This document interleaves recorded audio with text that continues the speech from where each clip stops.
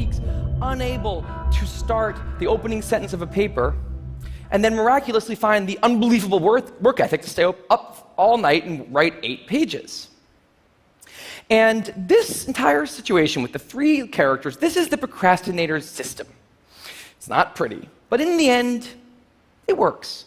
And this is what I decided to write about on the blog just a couple years ago. Now, when I did, I was amazed by the response. Literally thousands of emails came in from all different kinds of people, from all over the world, doing all different kinds of things.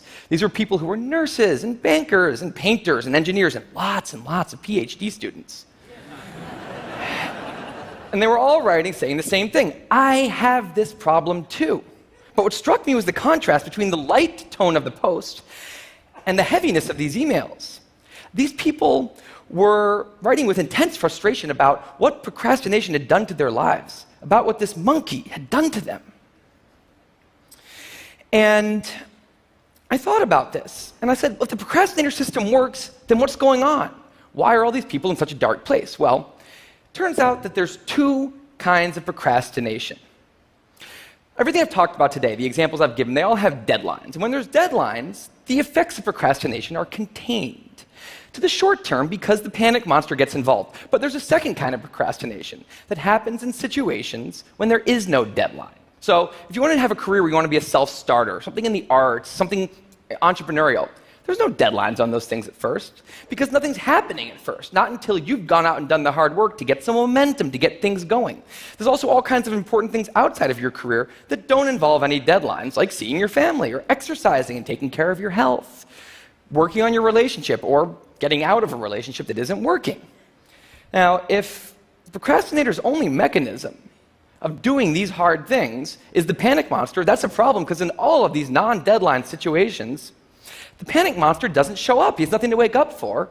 So the effects of procrastination, they're not contained. They just extend outward forever. And it's this long-term kind of procrastination that's much less visible and much less talked about than the funnier, short-term, deadline-based kind. It's usually suffered quietly and privately, and it can be the source of a huge amount of long-term unhappiness and regrets. And I thought, that's why these people are emailing, and that's why they're in such a bad place.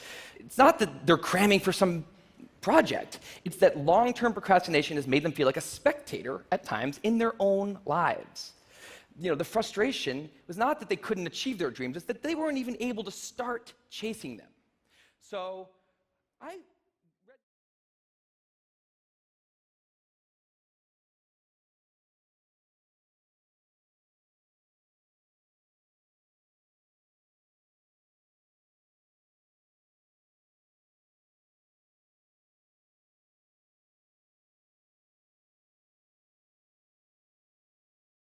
Say hello to Eddie.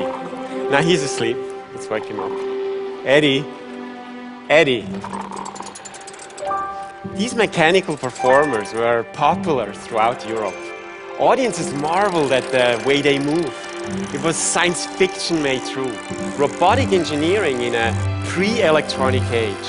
Machines far in advance of anything that Victorian technology could create. A machine we would later know as the robot. Robot, a word coined in 1921 in a science fiction tale by the Czech playwright Karel Čapek. It comes from Robota. It means Forced labor. But these robots were not real. They were not intelligent. They were illusions. A clever combination of mechanical engineering and the deceptiveness of the conjurer's art. Eddie is different. Eddie is real.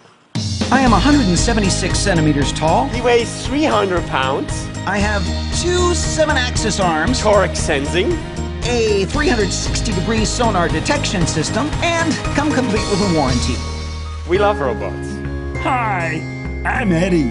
Will you be my friend? We are intrigued by the possibility of creating a mechanical version of ourselves. We built them so they look like us, behave like us, and think like us. The perfect robot would be indistinguishable from the human. And that scares us.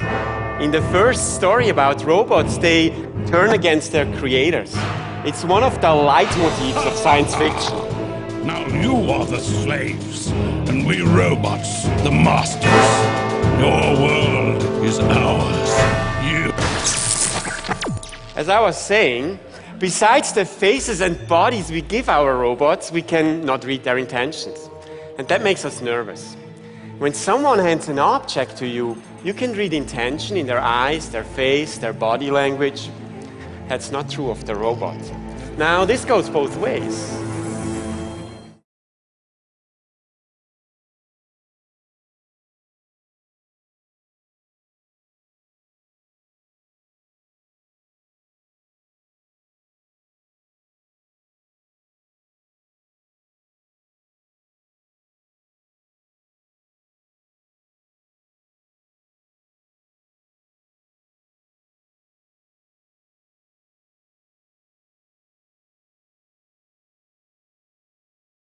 Seven-year-old Picasso dreams were crushed, but I gathered myself, went off in search of a new dream, eventually settling on being a scientist, perhaps something like the next Albert Einstein.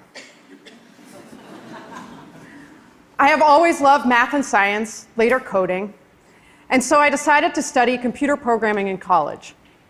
In my junior year, my computer graphics professor showed us these wonderful short films.